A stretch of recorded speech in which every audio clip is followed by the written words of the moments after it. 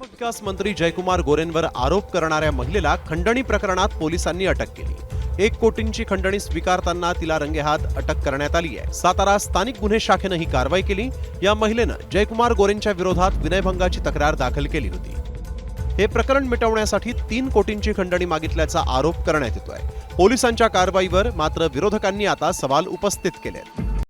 Comscore नुसार आता isakal.com आहे देशातील नंबर 1 ची मराठी न्यूज वेबसाईट। प्रत्येक अपडेटसाठी isakal.com ला नक्की भेट द्या।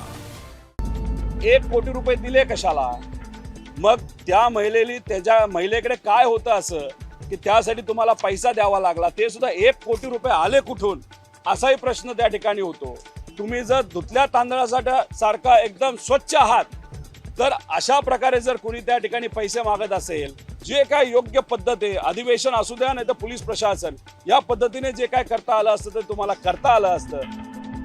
महिलेच्या अटकेमुळे गोरेंना दिलासा मिळणार की 1 कोटी रुपयांच्या दिलेल्या कॅशमुळे डोकेदुखी वाढणार, हे पाहणं महत्त्वाचं आहे।